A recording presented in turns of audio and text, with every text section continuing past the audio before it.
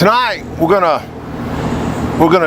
just gonna a little change of plans, and we've been on our series, Our Identity in Christ, Fearless. Instead of continuing that, we're going to change a little bit.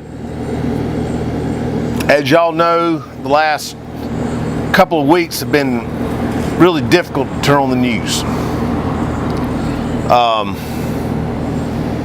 We've seen a lot of violence, a lot of unnecessary killings. You know, as long as I can remember, and just forever, discrimination, racism, labeling, injustice has been going on forever. I'm not going to take time tonight to go through all the examples in the Word of a lot of that. But it's sad. It has truly sad.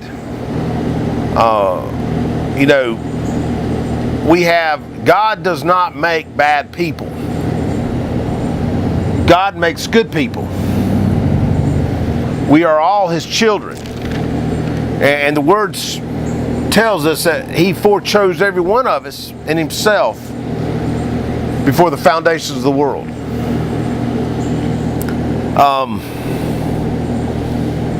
It's truly sad what's been going on. Because what you have is children of God attacking other children of God. You have unnecessary brutality. God did not make bad people, but good people and good children of God at times act bad. At times we do things we shouldn't do. And my reference is, and we don't know all the facts in a lot of these cases, but we know the taking of life is something none of us would want to do. Sometimes in our line of work, it requires us to take actions, and sometimes because of emotions, because of fear, sometimes those actions lead to taking someone's life that it was never meant to. A lot of times because of good people acting out of fear, and sometimes because they are just mean people, will take life, and they shouldn't. We've seen it on all levels. We've seen it, throughout our history. People in the business of protection, utilizing their role as a way to hurt people. Should never be. And yes, when we get those people and catch those people, they need to be dealt with and put in jail. And then as retribution, we have people who are hurting and see these injustices will take matters in their own hands, which is not right as well. Martin Luther King Jr. said, hate does not drive out hate. Only love does.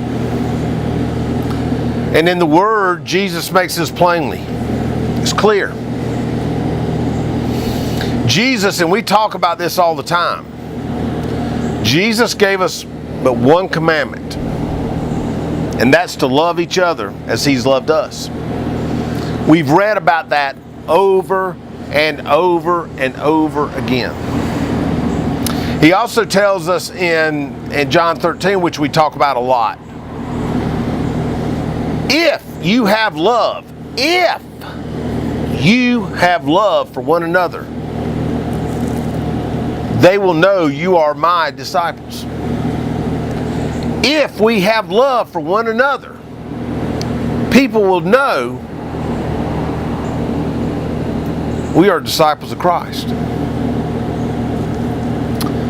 You see, violence begats violence. Jesus was nonviolent. Now, I'm indifferent from some people who preach nonviolence, in that I also believe in protective, if I'm in a situation, I see somebody hurting somebody directly, I'm going to apply force to stop it, okay? I'm not going to stand by, idly stand by and see if I'm in a store and I see a grown-up hurting a woman or someone hurting somebody, a child, I'm going to apply force to stop it.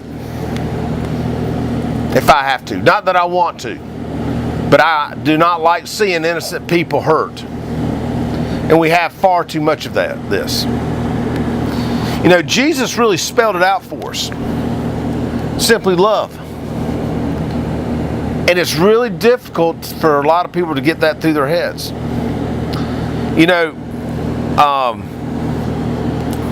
Jesus said if somebody strikes you someone strikes you on one side of your cheek, turn the other also. Jesus also said, blessed are the peacemakers, for you will be called sons of God, children of God. And then I thought about that scripture, and that's in the Beatitudes. When you think about that, when you think about what Jesus says, blessed are the peacemakers. Well, who is the peacemaker? Who is the ultimate peacemaker? Jesus. Jesus is our ultimate example of a peacemaker. And as I've been thinking about this over the last week or two, because of everything going on with the police killings, police killing people, and people killing police, I thought about, what is a peacemaker? What is a peacemaker? A peacemaker will exemplify how Jesus handled people.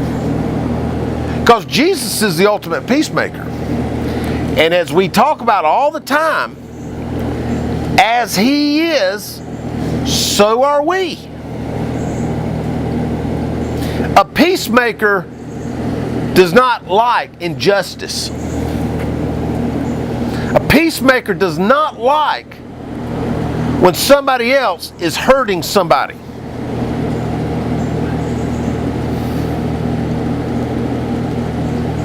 Peacemakers do not like when one group of people condemn another person or another group of people.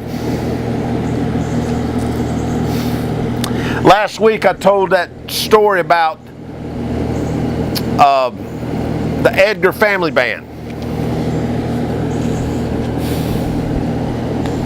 And we've seen the last couple of weeks injustice in people's lives taken that should not have been taken on both sides. It was wrong.